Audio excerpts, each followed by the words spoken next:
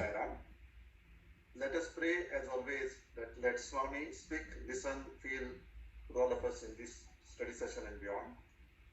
Today, Raj, Brother Oneness, has very kindly volunteered to share his thoughts on the topic of soul awareness, as mentioned, leading to the ultimate moksha.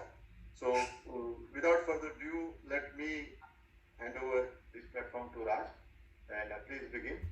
I would also, do you need anything to share, or can we share what I should say? I didn't prepare any slide presentation, so that's Okay, fine. that's fine. Let's take it, yeah. Yeah, okay. Sai Ram, everyone. This topic of soul awareness is very dear to me. Everything started from hearing Swami's discourses. He always addressed each one of us as Divyatma Swarupalala, divine embodiment of love. So and then Swami has come on this earth. He had come on this earth to light the lamp of love in our spiritual heart so that it shines day by day. So where we expand that love to the people in our soul circle as well as people who are everywhere around the globe. So that through, for example, he was teaching Jyoti meditation. Sai Ram, Brother Rone, yeah, welcome. So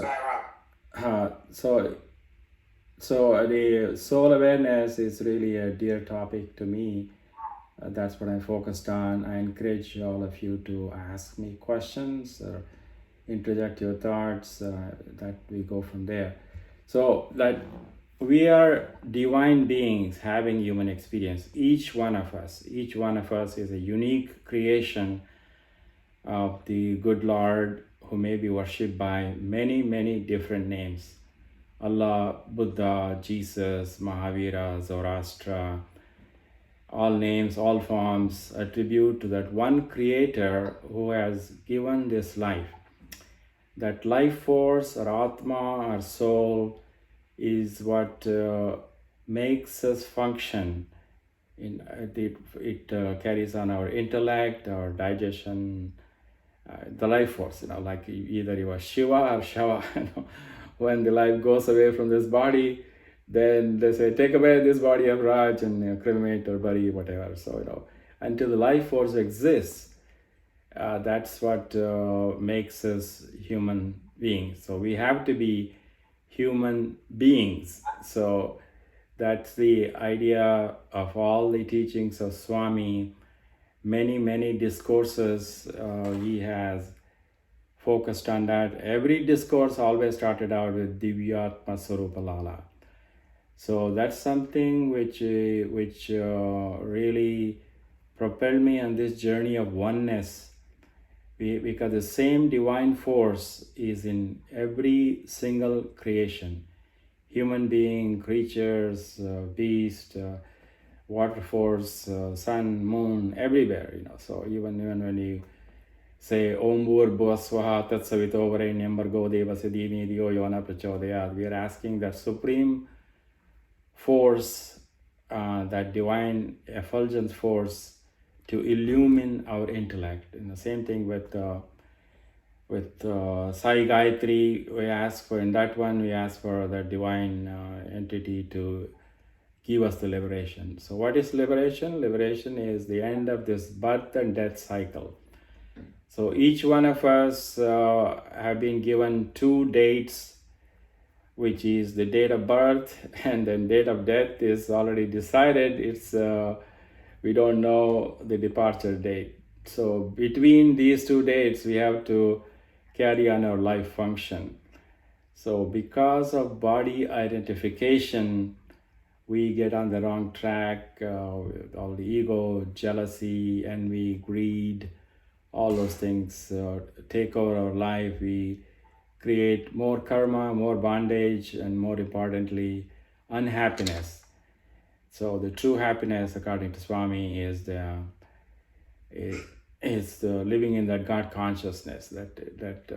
That's why Daiva Preeti, Papa Preeti are the two elements he always emphasized, which appealed to me to develop the soul consciousness, to be childlike, so that each one of us can experience the joy, bliss, and be in that state of mind, so that we are of helpful nature to our fellow beings, take care of our responsibility, whatever role we are playing, son, daughter, parent, brother, sister, all those roles are played, and the divine drama director is controlling the show. The soul has no beginning, no end. It just comes to this life earth to take care of the karmic bondages, and then once that karmic bondage is over, that relationship ends, whether it's spouse or it's brother, sister, parent, whatever. So as long as we live in this earth to please Swami or the Creator or whoever is dear to you, and that then we have to function in such a way so that our thought, word, and deed all harmonizes, so that that's when manasekam, vachasekam, karmanyekam, mahatmana. That's what that means. Unity of thought, word, and deed. So the various concepts are there. Swami gives the analogy of we are born as a child, so at that time we refer as I'm a child. So when I'm a youngster, I refer to I'm a youngster, I'm a college student, and whatever, I'm a career person. I is common to all those stages of life. Then I'm married, then marital state or whatever, the adult life. And then I'm a senior citizen, which I am now. So that I is common to all of them. So that's what one of the examples Swami talks about. The I never changes. Just the outside form, the physical body changes, go through the transformation, and at some point this life force goes away from this body, and then the journey ends. So the important thing is to be joyful, blissful, peaceful. We have to treat everyone alike, and the way we have to be treated. All those soul awareness teachings are there. So each one of us go through at some point we enter into the spiritual atmosphere. That's where we are with Swami. He has drafted us at different stages of life. And now with the spiritual journey, we have to go from body consciousness to soul consciousness. So even the last discourse, Swami talked about develop Atma Abhimana, not Deha Abhimana. So that the shift has to happen through meditation, through prayer, through service, the various spiritual discipline we have. We go back to making the self-inquiry as to who am I? That I am this soul, not this body. As I mentioned, various stages of human life, as a child, adult, householder, and then retired person. That various stages happens, the body is changing, and so that. And then he also gave an example of the handkerchief that. Cotton is the source, but then it becomes handkerchief, then you can make dhoti, you can make sari. So the cotton is the source. The soul energy, our that element is common to all of us. That's why he always dressed, as Divyatma Surupalala. Then even when we pray the Asatoma prayer, that's what we are saying. Asatoma Sadgamaya. Lead me from darkness to light. Asatoma to Sadgamaya. Tamasom, that one is ignorance to enlightenment. That is body consciousness to to divine consciousness, soul consciousness, and then tamasoma jyotirgamaya, going from darkness to light. So that is also there, and then the concept of Om Purnamada Purnamidam Purnat Purnamadachate Purnasya Purnamadaya Purnameva Shishate. I am whole, you are whole, everyone is whole, everyone is made perfect as per the unique creation, unique design of Swami. So it's all those concepts are there, many teachings, and that's why if you follow path of Shankaracharya, which is Advaita, there's non-duality. That's what Swami wanted us to focus on. The rituals are there that just start thinking about who has provided this life, the God consciousness. Through the rituals, we have to graduate, and you cannot be in kindergarten all our life. We have to move on to college and go on. So same way, body consciousness to soul consciousness has to evolve, and then so that then only that ekatva bhava, that's what the ultimate, the kaivalya yoga, we talks. That's oneness. That's what Swami wants us to learn and practice and live in that divine consciousness. So otherwise, we have to repeat our birth cycle, because when we body identification, we take our action. Inaction causes the people to experience pain. The other person experiences pain, discomfort, dejection, all that. Whereas with soul consciousness living, we are only radiating that love, and then acceptance, acknowledgement, inclusion, expansion, all those concepts becomes the centerpiece of our existence. So I think I'll stop. I don't want to bore.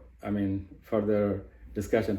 I would invite each of you to, share your thoughts of what is soul awareness to you. Do you agree, disagree?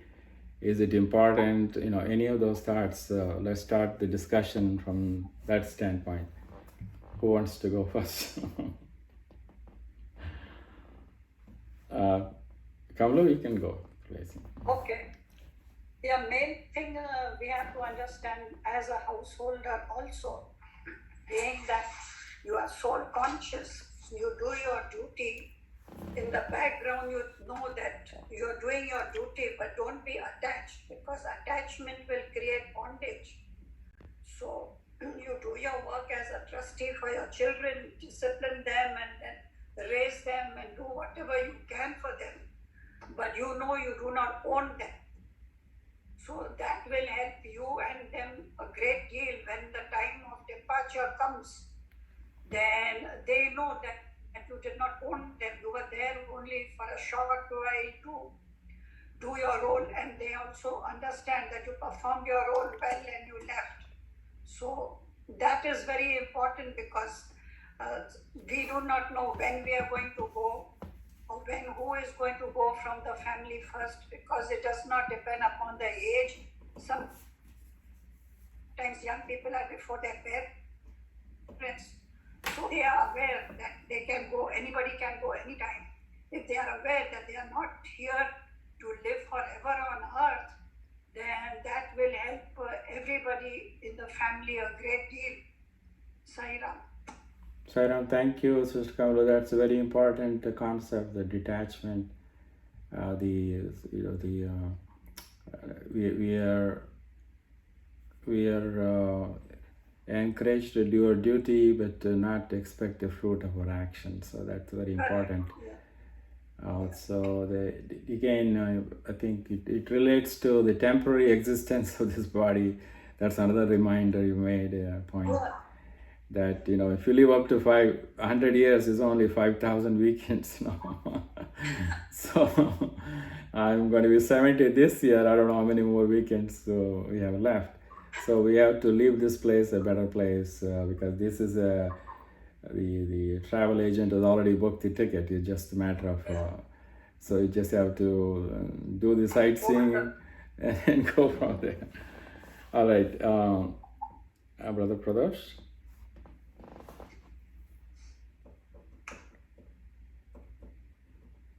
or Brother Ronnie. Again, the soul versus body. Saira, please. Well, I'd have to say you hit the nail on the head in terms of what Swami says over and over. Swami talks about a lot of topics in every discourse that he starts. He always says that the prema swarupa. He says it over and over and over again. And that's the key. When what was said earlier, we have decided to become householders. We have decided to become sannyasis. So we have to, at least the way I see it, is the number one is to take Swami at his word. Something that he says over and over. And we have to also understand that if we've taken a human birth, we've decided, the circumstances, as you guys said earlier. We decided when we were going to take a human birth. We also had said the second date is that, when we decided to give up our bodies. So it's really understanding and trying to integrate Swami's teachings into our thought patterns, our perceptions, how we see things, how we think about things, how we're able to, into our understanding. And I think if you're able to integrate Swami's teachings, and in terms of the things that he talks about, the things that he emphasizes, my background is from the Ramakrishna Vivekananda Center. So I do go with non-dualism, Shankaracharya, So, and to not be deluded by the power of mind, which is very difficult. This is easier said than done. But the events, that transpire in our life, let's just take something very simple, something that's going on right now. I'm in here in this meeting. And this was, before I took a human birth, I was going to be in this meeting. You and I were going to become friends. You and I were going to meet, when we met years ago, decades ago. All of that, is part of it. And that's a good thing, but also some of the challenges that we see as challenges. We don't see these things as really being good. But some of these challenges that we do experience, that's all part of it. And if we're able to, like I said before, it's easier said than done, is to integrate Swami's teachings in our understanding of this reality and have adherence to his teachings and have faith in his teachings. As I said before, take Swami in his words. I think that'll make everyone's sadhana a lot more productive. Sarah. Brother Roneness, thank you, Sairam. Yeah, that's right. Everything happens according to God's will. Yes, that's good. You also brought out Ramakrishna, the non-dualism aspect, and Ramakrishna always said the human birth is wasted if you don't follow God consciousness. And you mentioned about following Swami's teaching and incorporating in our. We owe it to him. Swami drafted us. We are in this fold, whether we like it or not. He's not going to let us go. So we have to. So much wonderful experiences he has given us. We owe it to him as a Guru Dakshina to follow his teaching. Yes. So that is there. The anything else, Brother Rune?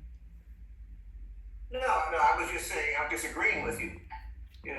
It's really,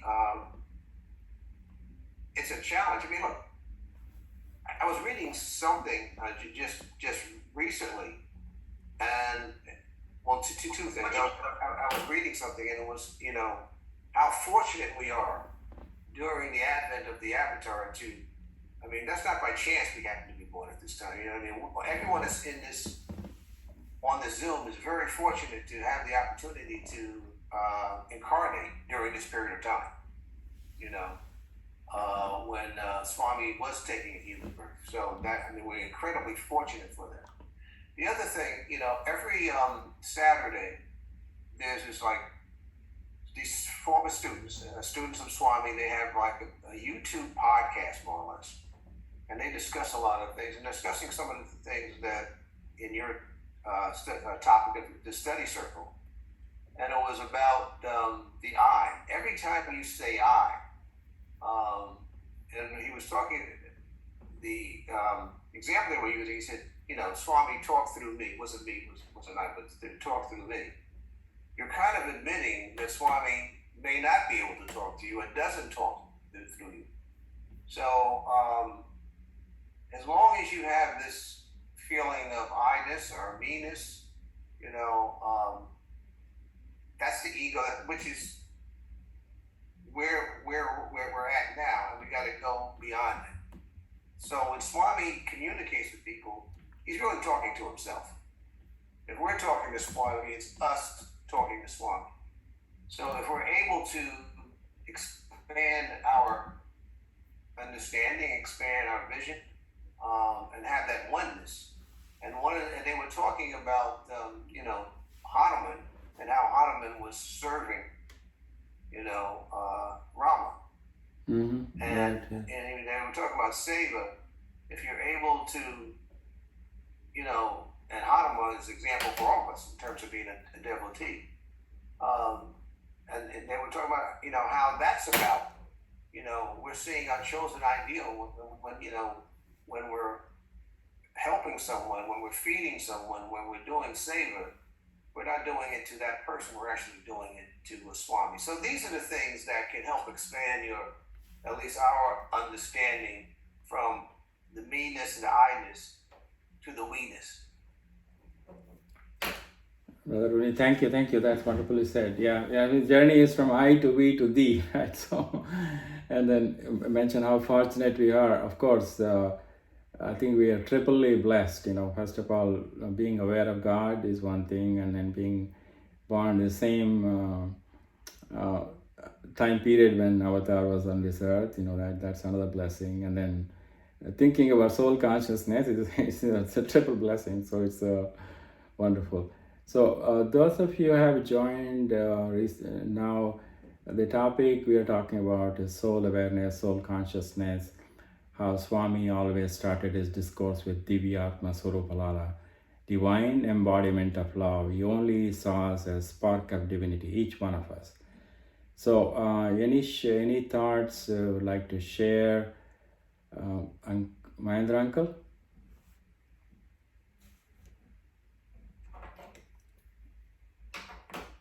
Sister Pratibha, Pradosh, Denika, anyone? Let me. Yes. Let me. Can you hear me? Okay. Yeah. Please. Yes. So this soul awareness, that is the destination, okay? And having no body identification to move towards that is I personally find so challenging many times, because we are so engraved in identifying ourselves with body, and sometimes I wonder how did these people do it. I mean, we talk about these evolved saints, they will be able to withstand any kind of weather, any kind of calamities, body pains, body sufferings, and how did they do it? That's a question that still comes to me, because I personally feel myself, okay, the challenge is, especially there is any body pain. I mean, we all know pain is suffering. I mean, pain is different, suffering is different, because suffering is mind.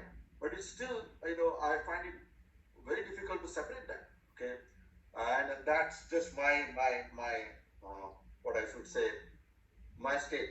Okay, and I wanted to kind of understand from others, if some of you or many of you who have gone further in this path, how did you, if at all, okay, what kind of steps did you take to move towards having less endless body identification. Sarah Brothers, thank you. Yeah, it is a challenge for as a human birth, until this. I mean, it's an evolution. It's just a process. It's the. I think it's all Swami's grace which will lead us to awaken from the sleep. So Swami towards the end of his life was tired of saying the same thing over and over in many different ways, saying that wake up, you are divine. And then Phyllis Crystal, when she first went to Swami, and then he made her say, Mrs. Crystal, say I'm God. She said, I'm God. She said, no, so you express it. So it's just Swami's inner prompting that helps in this process. The challenges are there, and then as Swami always says, remind yourself, say to yourself, I'm God, I'm not different from God. And then grief and anxiety cannot affect me. I think there is a special prayer. I may not be remembering in this sequence. So all this process, what we are doing is a constant effort. That's the constant integrated awareness. That's what is needed there. I think life experience, some ups and downs in life, makes you question, at least make me question as to why I'm here. It's not kana pina sona varnane. I mean, that is eating, drinking, sleeping, and dying. That's not the purpose of life. Something more to it. What is more to it is to be of service to our fellow beings. Why do you think of service? Why we think of service? Because we identify with their suffering. That the same soul consciousness is there. We may not refer to in that dialogue as soul consciousness, but this is really the inner prompting, the Hrudaya, that our spiritual heart is yearning. I mean, another thing I have learned over the years is that each one of our spiritual heart is always yearning to merge back to the source. Source is that Swami, the universal creator, or whatever name you want to call it. Why we get indulge into all this bodily actions, drinking, smoking, whatever, dating, etc. Because we are looking for that happiness. That's all temporary happiness. True happiness is only with union with God, and that's through this Kali age is the Namasmarana service and all that. So even the twins from Australia, he commented to the people in the Prashanti audience that the twins were in my interview room are doing more seva than all of you, because they are praying for the entire universe. The Swami also changed his Loka Samasta Sukhino Bhavantu, Samasta Loka Sukhino Bhavantu. He expanded. Swami is all about expansion, inclusion. What is that bhajan? It goes like, bliss is my food, no reason for love, no season for love. We sing those bhajans, right? We sing the bhajan that remind me, my Lord, who I am. I am Om, eternal Om, and the truth. So, Brother Pradosh, to answer your question, it's each one of us is a unique journey. So one person's journey may not equate to the others. Each one is making progress. We are, the very fact that we are born in the human has taken the human birth, and then in Swami's fold, the journey is happening. It just only Swami can tell us how far we have progressed. So we may be in a track meet, each of us in a different circle, but the destination is same. Whether we're taking a longer path, we may be taking interstate expressway, we take local road, or it doesn't matter. It just the destination is Prashanti Nilayam or the Hrudayavasi Swami, So please, someone else, share your thoughts on soul awareness, soul consciousness, whatever comes to your mind. Anyone else, please?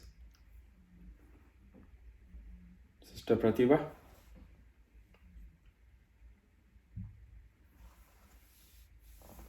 That's good. Everybody is practicing silence, so that's the ultimate. See, when you go from awaking stage to sleeping stage, dream stage, and deep sleep, and then Turiya. Turiya is that ultimate emptiness, the where not a single thought exists in that deep sleep stage, where truly the soul is preparing the next action, next aspect of what has to happen, what experience has to go through. So that is. So I'm glad you are all practicing silence, but it would be helpful. It's a study circle. It would be helpful to get some feedback. Brother Amit.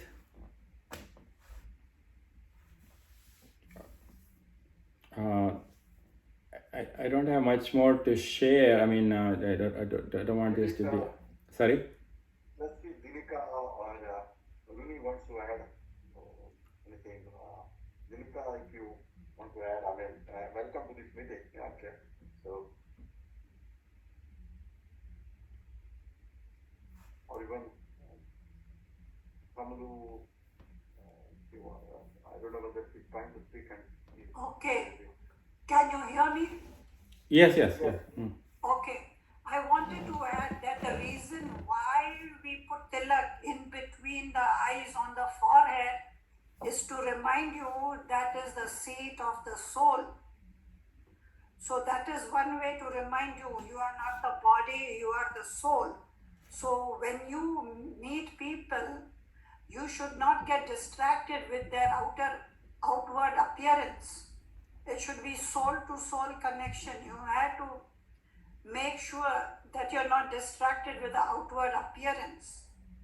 So that reminds you you're a soul. And another example I can give you is about the traffic light. When you get red light, it says stop sign.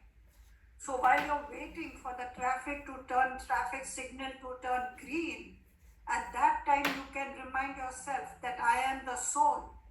It's giving you an example that stop what you're thinking and stop what you're doing. Remember that you are the soul, you are not the body. These two ways, I remind myself, so I don't know whether that will help you or not, but I thought I'd just share with you. Thank you, Sister Kamalu. Yes, of course, the third eye, that, putting the tilak and then reminding ourselves from time to time that who we are. Swami always talks about, say, I'm not, when we have the tendency to bark or to attack people, whatever disturbance we didn't like, that you remind yourself, take a breath, drink a little water and walk away, not to engage in dialogue, not to add fuel to the fire. You have to just to put out the fire, just that way, not to incur more bad karma by engaging. So all those are very, very valid point in the, thank you for that. So Looks like she unmuted and then I think she was trying to say something. Dinika. Oh yeah, okay, please, yeah. Sister Dinika, welcome, yes. Sairam, I agree with everyone. I was just gonna add, it's like what Ambu was saying. I think soul consciousness is focusing on what is eternal and common in everyone, without making distinctions on like race, class, ethnicity. It's like that's all body consciousness, but soul is like, it's like the Atma inside, what is always present in everyone. So all I was gonna thank you. That's a very important point. That we have to go beyond the appearance, and not to give importance to what's happening outside. I think that helps to reignite soul consciousness. We sing the bhajan Akhanda Jyoti Jalao Sai Mana Mandira Mein. So, we sing all those songs. Just reflecting on the bhajan and then the meaning, which I had a chance to do it, just thinking about what I'm going to say, what Swami is going to prompt me to say today. So that all those things are there. That we are that effulgence, that unlimited love energy is within us. We can embrace the world. The more you expand, the more grace follows. I think that's the way Swami also talks about. The pure heart is all the sadhana. That's another thing I learned it early on. One of the quotes Swami said that pure heart is all the sadhana. So all the sadhana we are doing is to eliminate that body consciousness, to eliminate our ego, jealousy, anger, envy. Everything starts with a desire, right? And then desire, if that desire is unfulfilled, then everything goes haywire. Then all the negativity comes into play. So Sister Kamlu earlier mentioned about detachment, and Brother Runi mentioned about the challenges. Same thing, Pradosh also mentioned the challenges we face. But we had to ask, we had to keep asking Swami to guide us and guard us and protect us and take us to this journey, so that we can pray to Swami to make us like gopis. That only thing on our mind should be Swami. That's it, 24/7, no matter whatever you're doing. So that if that thought consciousness is there all the time through His grace, of course, and then only then we at least send out positive vibration, see the good in everyone, be of helpful nature, all that stuff. So I'll end there. Sai Ram, thank you for this opportunity. Again, let's remember whose we are. We are Swamis. So we have to feel that love. We have to feel that peace. You have to feel that energy. If the energy gets depleted, turn on a bhajan CD, or listen to a discourse, look at Swami's pictures, take a walk in the nature, admire the creation, and don't forget the Creator. Sai Ram. Chairama, we are going to conclude. We have a few more minutes if anybody wants to kind of add. Yeah, because I don't know, we're just talking, I think the more will come out, please. Or even Runi or Kamlu, if you guys want to add something, we have a few more minutes, maybe 2-3 minutes. Also, Mahendra uncle, you have wealth of experience. Please say something. No, Kamlu was saying something. Oh, okay. I don't know, let me see. Then in that case, I will. One thing I would like to highlight, which Runi mentioned, was being compatriots to the avatar. It's a huge opportunity, isn't it? That and if you can utilize this opportunity, having been blessed to see him in person, some of us got even opportunity to have darshans for some bhashanam, some sparsham, and all that opportunity still exists. Okay, those Swami's physical form is not there. It still exists. Going to Pati, the Samadhi darshan, the Samadhi sparshan, and if you have heart-to-heart talk there, that is the similar thing, almost same thing. I wouldn't know it once a similar thing. It's the same thing. So that opportunity still exists, and I think we can utilize that opportunity to have the soul awareness and getting rid of body identification step by step. And Swami can help us through this process, like Raj mentioned. I personally feel when just to kind of my experience, having this every instant of whenever I do that, every instant, like Swami mentioned to one of the students, one or many of the students together, that when you get up in the morning, think of Swami. Thank Swami. When you are doing any activity, think that you are doing with Swami. Whether it is eating, whether it is taking shower, whether it is going to sleep, think that you are sleeping in Swami's lap. All this kind of thinking really, then afterwards, I personally feel will help us to get rid of body identification, because our thoughts are not on our body or our ego or any of those kind of things. So that just I wanted to add, since there was time. Okay, Saira. Ram, I just want to actually compliment what you just shared, Kadoshi. When I first went to Swami, back in the 80s, everybody, had been to the ashram. There wasn't anyone who hadn't. Now we're in 2020, and there are people that have never seen Swami or never even been to the ashram. But what I tell them, by the mere fact that you're being exposed to Swami's teachings, that in itself is a blessing. The mere fact that you're able to satsang with people that have had Swami's darshan, that's a mere blessing. So just being able to, that close proximity, not necessarily physical, but the power and the energy of Swami's teachings, those are also blessings that people should not discount. Sarah. Wonderfully said, Brother Pradosh and Brother Roni. Yes, it's a blessing to have come into his fold, so we can share his teaching and give space for the other person's values and their religious background. I shouldn't come across imposing, Swami is the only way, but they always leads to him.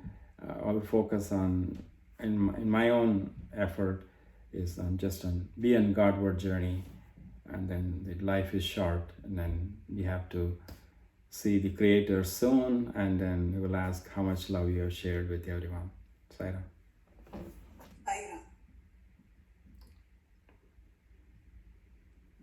Raj, I think if we are done, Yes. then we should do bhajan. Yes. You are the Asha are going to begin. To hear it from him. So, Ramesh Bhajan, are you okay with that?